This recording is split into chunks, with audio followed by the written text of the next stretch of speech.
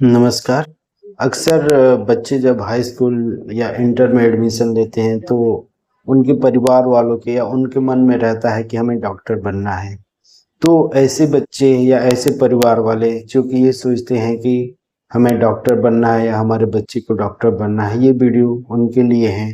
इसमें हम विस्तार से बताएंगे कि इसमें क्या-क्या होता है, कौन-कौन से ब्रांचेज होते हैं। तो एलोपैथी में सबसे पहले एमबीबीएस होता है। तो एमबीबीएस नीट का एग्ज़ाम उत्तीर्ण करने के बाद से एडमिशन मिलता है। इसमें 4.5 साल का कोर्स होता है जिसमें आपको पढ़ाया जाता है और क्लिनिकल पोस्टिंग भी होती है। इसके बाद से 1 साल का इंटर्नशिप होता है जिसमें आपको विभिन्न डिपार्टमेंट में जा कर के और बेसिक चीज़ें सीखनी रहती हैं। अब एमबीबीएस कंप्लीट करने के बाद से आगे क्या करना रहता है? तो एमबीबीएस कंप्लीट करने के बाद से आपके पास 2 ऑप्शन होते हैं, या तो एमडी कोर्स करना है या फिर एमएस कोर्स करना है। प्लेन एमडी या एमएस ऐसा कहीं नहीं, अगर कोई लिखा हुआ है अपनी डिग्री के आगे, जैसे आप लोग देखते हैं बाहर बहुत जगह लिखे रहते हैं एमबीबीएस एमडी या एमबीबीएस एमएस, तो केवल एमडी या एमएस जैसा कोई सिंगल कोर्स नहीं होता है। अगर आप एमडी कर रहे हैं तो एमडी में बहुत सारे कोर्सेज होते हैं। जैसे कि आप जो है एमडी अगर रेडियो डायग्नोसिस कर रहे हैं तो उसमें आप CT scan, MRI, ultrasound, x ray ये सारे जांच करते हैं और उसकी रिपोर्ट बनाते हैं। अगर आप एमडी स्किन या डर्मेटोलॉजी कर रहे हैं तो ये आप उसमें स्किन या चमड़ी से संबंधित बीमारियां देखते हैं।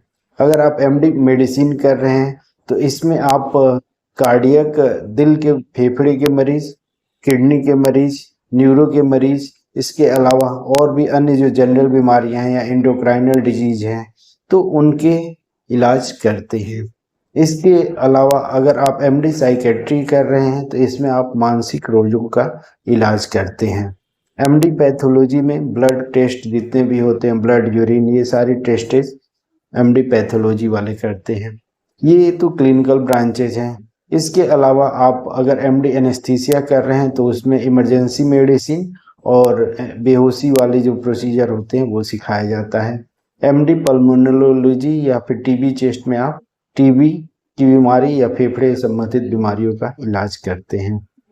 अगर आप एमडी फिजियोलॉजी कर रहे हैं या फिर माइक्रोबायोलॉजी कर रहे हैं तो ये जो है फिजियोलॉजी का इसको मेडिकल कॉलेज में टीचिंग में इसमें जॉब मिलती है। माइक्रोबायोलॉजी कर रहे हैं तो उसमें विभिन्न प्रकार के बैक्टीरिया, वायरस का जो है आप कल्चर सेंसिटिविटी और उनका एग्जामिनेशन करते हैं। एमडी फॉरेंसिक मेडिसिन कर रहे हैं तो ये एक लीगल ब्रांचेज होती हैं। कोर्ट में जो पोस्टमार्टम होते हैं, मेडिको लीगल केसेज होते हैं, वो सारे इस ब्रांच में आते हैं। एमडी अगर आप फार्मेकोलॉजी करते हैं तो उसमें आप जो है दवाओं के बनने और उनके जो मार्केटिंग के बारे में वो जो है उसमें स्टडी किया जाता है। अब बात करते हैं कि सर्जरी वाले कौन कौन से ब्रांचेज हैं। तो अगर आप सर्जरी के ब्रांचेज करते हैं तो सबसे पहला आता है कि एमएस जनरल सर्जरी। तो जनरल सर्जरी वाले जो होते हैं, एमएस में आप ऑपरेशन से संबंधित चीज़ें पढ़ते हैं। जनरल सर्जरी वाले एक कॉमन जितने भी पेट के या और भी ऑपरेशंस होते हैं वो करते हैं। फिर आते हैं एमएस आर्थोपेडिक्स। तो एमएस आर्थोपेडिक्स हड्डियों से संबंधित जो भी बीमारियां होती हैं उनका इलाज करते हैं। फिर आते हैं एमएस ऑप्स एंड गायनी या ऑब्स्टेट्रिक्स एंड गायनेकोलॉजी, जो कि महिलाओं से संबंधित डिलीवरी और प्रेगनेंसी से संबंधित बीमारियों का इलाज करते हैं।